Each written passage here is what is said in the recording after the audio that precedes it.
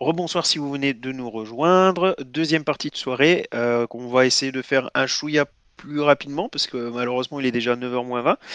Euh, un grand classique, hein, nos dernières lectures. Et cette fois, je crois que c'est essentiellement, voire exclusivement du comics. C'est rare, mais voilà, ça arrive. C'est moi qui vais commencer encore une fois avec un Dracula, mais cette fois, ça ne va pas être le Dracula De de Coppola. Urban Comics, mais un Dracula de Glénat, euh, qui est énorme. Il est vraiment très très très très très très bon. Personnellement, je pense que c'est la meilleure œuvre de Dracula que j'ai pu lire. Bon, à part bien évidemment l'œuvre originelle de Bram Stoker, hein, c'est pas ce que je dis, puisque bah, j'ai lu aussi le roman épistolaire de Bram Stoker. Euh, mais en termes en tout cas de bande dessinée, je crois que c'est le troisième déjà que je lis. Et franchement, il envoie du lourd. Il est vraiment, vraiment chouette. Alors déjà, il est vraiment impressionnant au niveau de la représentation des personnages. Bon, là, vous voyez Dracula. Et encore, franchement, c'est pas l'image que je voulais vous mettre, mais j'ai pas réussi à trouver les deux, trois images qui m'ont vraiment fait dire waouh! Donc du coup, par défaut, j'ai dû vous mettre celle-là, même si elle reste très bien aussi. Mais comme vous pouvez le voir, même les autres personnages, donc notamment en haut Van Helsing, clairement, ils envoient du pâté, comme on dit chez moi. Tout à droite, vous avez les différentes métamorphoses que Dracula est supposé prendre. Et comme vous pouvez le voir, en termes d'animaux, d'ambiance horrifique, euh, franchement, c'est aussi pas mal du tout. Autre point fort, cette fois, on, on a quand même voulu respecter le roman. Et du coup, je m'étais plaint dans la version d'Urban Comics où j'avais dit qu'il y avait quand même des scènes magistrales qui visuellement devaient envoyer du lourd qu'on n'avait pas eu. C'était vraiment dommage. Ici, on les a cette fois, notamment avec l'arrivée de Dracula par bateau. On n'a pas tous les détails case par case, mais c'est quand même déjà représenté, mis en avant. Du coup, on peut quand même se délecter, voilà, de ce passage. Et, et clairement, c'est vraiment très, très, très, très bon. Donc voilà, si vous êtes amateur d'horreur, amateur du personnage de Bram Stoker, ouais, franchement, il était pas mal du tout. Merci Julien pour le cadeau.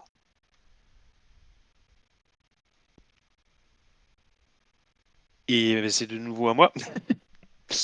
Alors, Absolute Power, on en a déjà un petit peu parlé la semaine dernière. Très bon bouquin.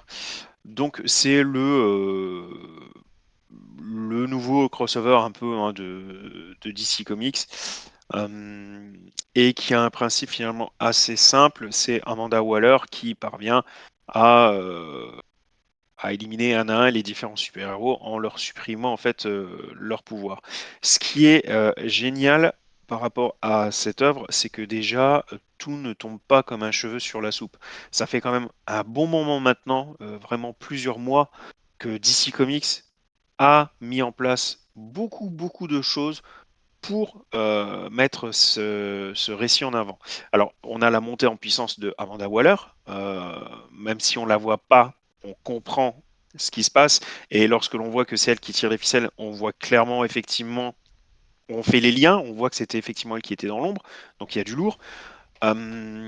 Mais aussi les personnages, par exemple, comme Arrow, qui avait eu quand même pas mal d'emmerdes ces derniers temps, et on ne comprenait pas pourquoi il y avait quand même un gros point d'interrogation autour de lui pendant pas mal de temps. Donc bah voilà, là, tous les liens sont faits et ça explique aussi pourquoi, dès le début de cette œuvre, du coup, Arrow semble être du côté de Amanda Waller. Donc du coup, un récit bien introduit, c'est quand même vachement important, bien construit, c'est-à-dire que le titre en lui-même est vraiment bon. Et franchement, Amanda Waller, elle envoie du lourd. Donc c'est Mark Waid qui n'est pas au scénario de tous les numéros, mais par contre qui est en charge du crossover au sens large, donc qui chapeaute quand même le truc. Il fait du bon taf, autant le dire tout de suite. Et Dan Mora, pareil, il n'est pas au dessin de tous les numéros, mais c'est lui qui va dessiner tous les numéros principaux. Donc ce premier tome, je vous le conseille, vraiment de bonne facture. Personnellement, C'est assez bizarre parce que sur le papier, on peut pas vraiment dire que ça vend du rêve. Euh, bon, moi, Amanda Waller, c'est pas forcément le personnage que je préfère. On enlève les pouvoirs, oui, ok, d'accord. Mais vu comme c'est écrit, vu comme c'est fait, ouais, franchement, c'est chouette. Donc encore une fois, je vous le conseille. Ah, je suis déçu. Il y a Matt qui dit qu'il a pas plus accroché que ça que Nosferatu, alors que c'est un film que j'attends de pied ferme. J'espère que je serai moins déçu que toi, du coup. Moi j'ai bien aimé. Voilà. Ah vache, tout le monde l'a vu sauf moi, je suis en retard. Ah bah ouais, en plus c'est toi qui est le mec de l'horreur ici, mais voilà, Bah voilà. Moi je ouais, fais des fautes mais d'orthographe, toi tu vas pas voir les films que t'es censé voir. bah oui, mais tu viens garder mes gosses? Non. Parce que tu sais, regarder quelque chose tout public, c'est assez facile quand t'as trois enfants. Bon, on m'a commencé à mater les Halloween, les massacres à tronçonneuses, les Nosferatu avec trois enfants en bas âge, là c'est mort. Ouais. Mais c'est vrai que oui, visuellement, Matt le disait, visuellement, il y a en plus c'est un il y a beaucoup d'hommages à l'impressionnisme allemand du premier film. Et puis on aura l'occasion d'en reparler, notamment parce qu'il y a un plan dans la bande-annonce des 4 Fantastiques qui m'a énormément rappelé Nosferatu. On en reparlera tout à l'heure. Petit teasing, voilà. Allez, ah, moi, j'en parlerai la semaine prochaine. Allez, il serait temps que j'y aille, j'irai le voir entre-temps, donc j'en parlerai la semaine prochaine. Alors, moi de mon côté, niveau lecture, je suis un peu resté, j'ai pas fait très original, je suis un peu resté dans les lancers des numéros 1 de la VO qu'on avait fait il y a un petit moment. Et bah voilà, mine de rien, ça fait mes lectures du mois. Je pense que je suis à peut-être 5 ou 6 séries que je suis, donc voilà, ça fait mes petites lectures du moment. Mais il y a un gros bébé qui arrive à la fin, on en parlera à la fin de cette partie-là. Mais avant ça, j'ai un peu scindé en deux. J'ai mes lectures pas absolutes et mes lectures absolutes. Donc on commence par les lectures pas absolutes. Où voilà, en ce moment, ce que je lis, je regarde si j'ai pas fait de faute, mais c'est bon. Euh, En ce moment, Ah, ce que là, il je y a lis, trois mots.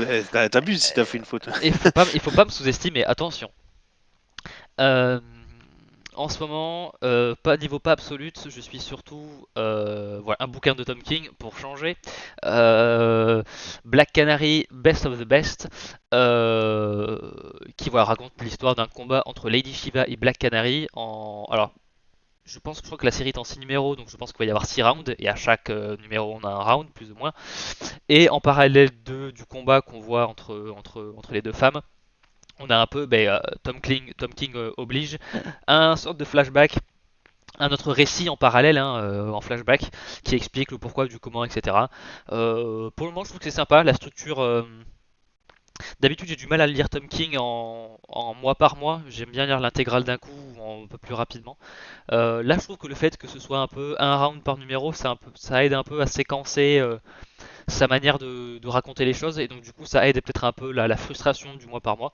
Donc je trouve que c'est plutôt sympa. Niveau graphique c'est très bien aussi.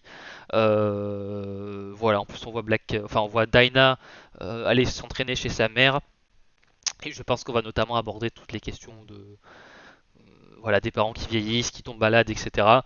Donc potentiel de me faire chialer. On va voir, je sais pas. Je vous dirai tout si ça m'a fait chialer dans quelques mois, voilà, histoire que la série se termine. Mais pour le moment, ça va. Les torts de Tom King sont pas trop là. Bon, il fait du Tom King, hein, donc voilà, deux récits en même temps, etc. Mais c'est pas trop mal. Pour le moment, c'est pas trop mal. Et ensuite, il y a The Atom Project. Alors celui-là, je ne m'attendais pas à le suivre en fait. Je l'avais pris en numéro 1 de la VO un peu parce que je me dis bon pourquoi pas, c'est pas souvent que je vois des trucs sur Atom ou même Captain Atom. En plus là c'est un récit qui fait directement suite à Absolute Power, donc voilà vous pouvez enchaîner Absolute Power plus The Atom Project quand il sortira peut-être en France. Voilà parce que du coup c'est que des lectures VO moi que j'ai quasiment. C'est que des lectures VO que j'ai en fait. Et voilà, là, The Atom Project, ça raconte un peu, voilà, avec les conséquences de Absolute Power, il y a des problèmes avec les pouvoirs, tous sont pas forcément revenus au bon moment, enfin aux bonnes personnes, etc. Donc voilà, on suit un peu les deux atomes, donc Ray Palmer et Ryan Choi, qui essaient de redonner ses pouvoirs à Nathaniel Adam, qui est Captain Atom du coup. Et pour le moment, voilà, je trouve ça bien. Voilà, là aussi, il y a un côté double récit en parallèle où on a le récit au présent et un flashback, etc. Là, par exemple, dans le numéro que je viens de lire aujourd'hui, il y a les deux atomes et Captain Atom sans pouvoir qui se battent contre un ours qui a les pouvoirs du Captain Atom. Donc voilà, qui est fait de titane et ce genre de choses. Donc voilà, c'est sympa, c'est fun et je pensais pas que j'allais suivre ça, mais chaque fois que je le vois, je me dis hop, bon on va lire ça et bah, pour le moment ça fonctionne. Donc voilà, plutôt agréablement surpris.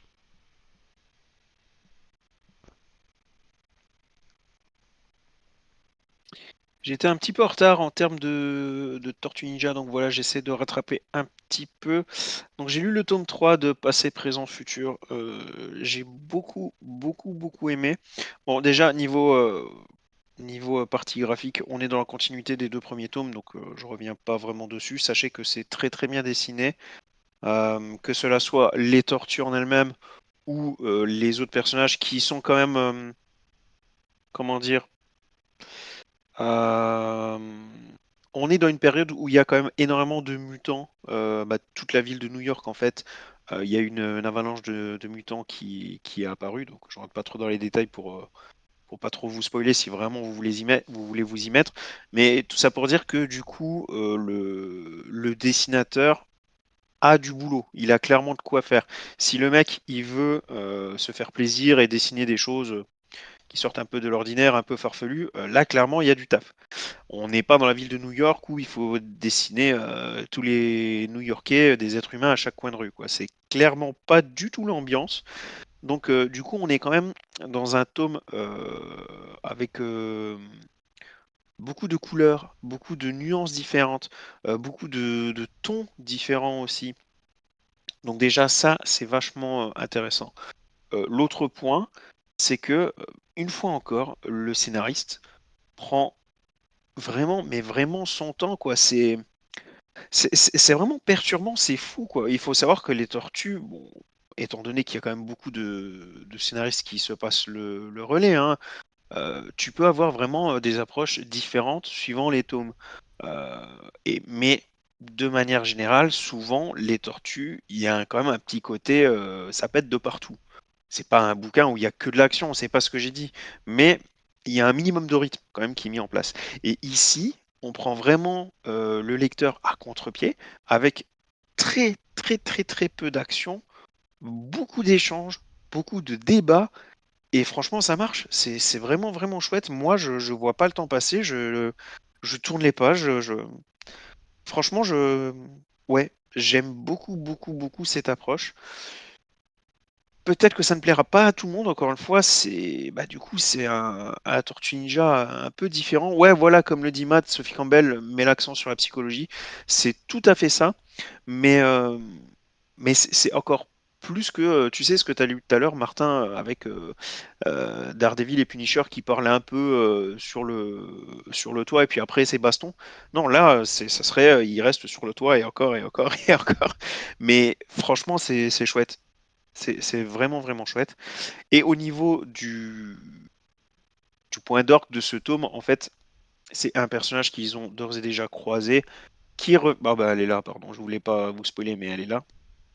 Donc, qui revient dans le passé, donc c'est un personnage qui vient du futur pour prévenir les tortues de différents choix qui vont s'avérer assez critiques et qu'il faudrait donc, dans l'idéal, éviter de faire. Et là, pareil, tu as ce point de départ qui va permettre de faire avancer le récit, qui offre un sacré panel de choses, un sacré panel de choix, mais par contre, c'est pas en mode Terminator. C'est pas attention, faut pas faire ça, et boum, ça pète dans tous les sens parce qu'il faut pas faire ça. C'est derrière, tu as la remise en question. Pourquoi tout le monde pense que je vais faire ça alors que jamais de la vie je ferai ça? Mais du coup, ça lui met quand même le doute. Donc ça influence quand même le personnage. Et tu as beaucoup, beaucoup, beaucoup de choses de ce genre. Franchement, je trouve que Sophie Campbell fait du bon taf sur cette série. J'en suis très, très satisfait. Donc voilà, si vous êtes amoureux des tortues, sachez que c'est très bon. Voilà.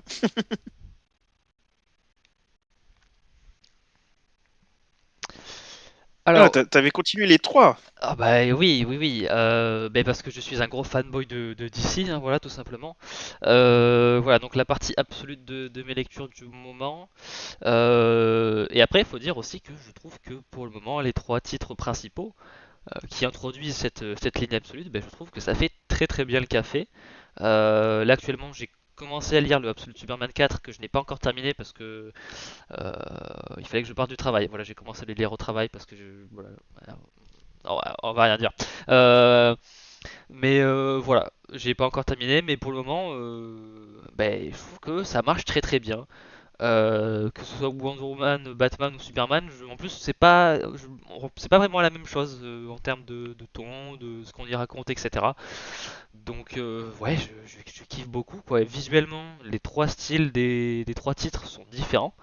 Euh, on est peut-être plus sur un côté peut-être un peu plus stylisé dans Wonder Woman et un peu plus dans du réaliste avec Superman.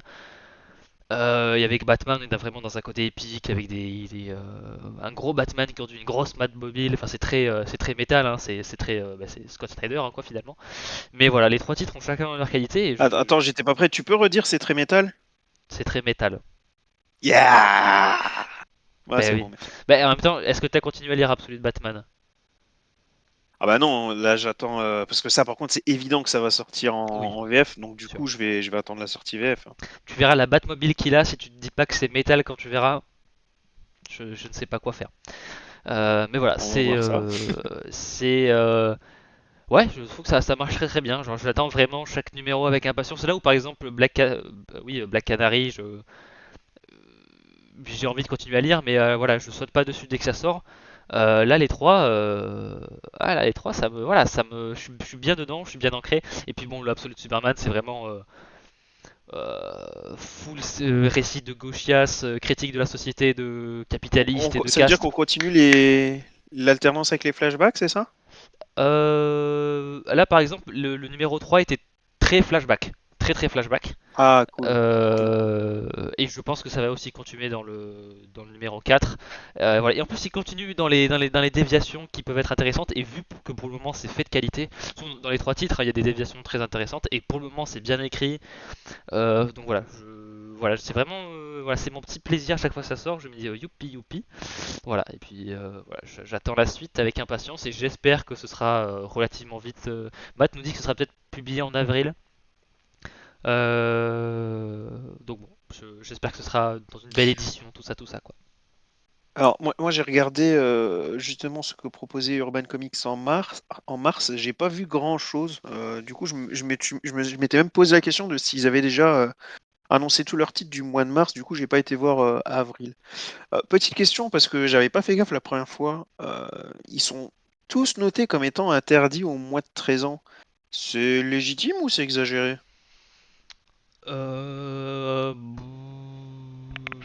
Il n'y a rien qui m'a paru très. Après, j'avoue que je fais plus trop attention à ça, mais Ça, je trouve ça va loin quand même. ouais, bof. Je trouve que à la limite, Superman, je comprends pas trop parce que je trouve qu'il n'y a pas vraiment de choses très très graphiques ou quoi que ce soit.